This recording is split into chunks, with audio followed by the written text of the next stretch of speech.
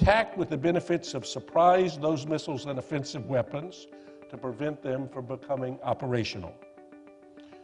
LeMay to JFK, quote, "We don't have any choice except direct military action." Atchison, the former Secretary of State to JFK, quote, "I feel that the course of action recommended to you by the chiefs from the military point of view is the right one, and I think it's the best one from the political point of view." Well, we could go on. So had that choice been made 50 years ago, we would not likely be here today. A lot.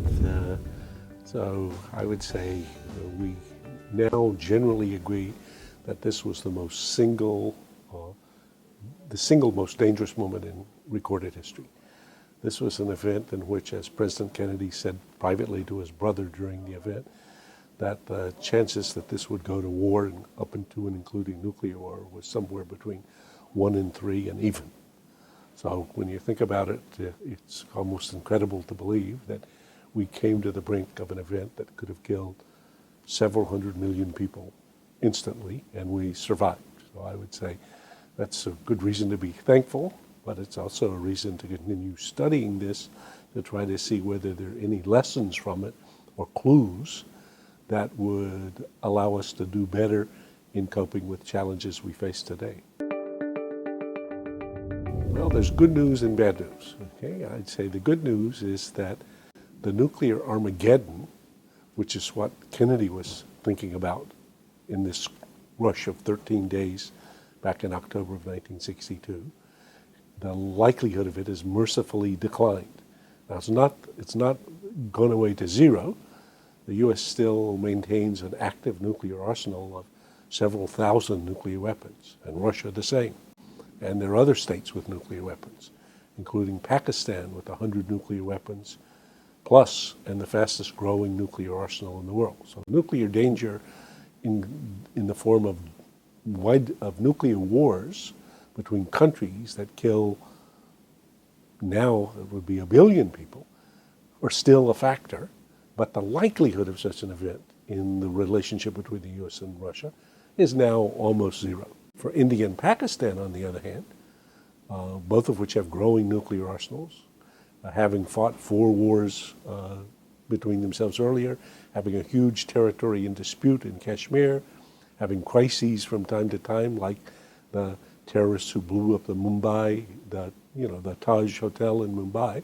So that's a good candidate. If there was going to be a general nuclear war between 2 countries over the next decade, we were pretty clear who the candidates would be, and that would be India and Pakistan. And then we have, in addition, nuclear challenges like Iran's nuclear program. Well, let's take Iran, because each of the cases is different. But I've written about Iran that it's like a Cuban Missile Crisis in slow motion. So in the missile crisis, in the rush of 13 days that we're now, in the early stages of, the period between October 16 and October 28, the world rushed up to the brink of nuclear war. Kennedy and Khrushchev, as it was said at the time, stood eyeball to eyeball, contemplating the prospects of actions that would have led to a nuclear war that would have killed hundreds of millions of people. In the case of the U.S. and Iran, you can see the parties moving not over 13 days, but maybe, let's say, the next 13 months would be a good candidate. Inexorably, it seems, to a confrontation in which a president's going to have choices like the ones that Kennedy faced between attacking Iran's nuclear program to prevent it becoming a nuclear state, or alternatively acquiescing to Iran's acquiring a nuclear arsenal. Neither of these is very good options. And in the missile crisis, when he finally came to this bifurcated choice between attacking and acquiescing, Kennedy then became extremely inventive, because he could see that each one of these paths looked like they were going to nuclear war, and that was not where he wanted to go. And so came up with a much more inventive package that succeeded, once he offered it to Khrushchev, in resolving the conflict. So I would think the lesson relevant for a current challenge today would be that since we can see these 2 parties moving to this confrontation in which there are two terrible options. Attacking may lead to catastrophe, and acquiescing may lead to catastrophe. We should become inventive about something that will not be a very good option, won't be attractive, it'll actually be quite ugly, maybe, but it just might be better than the other two options on the table.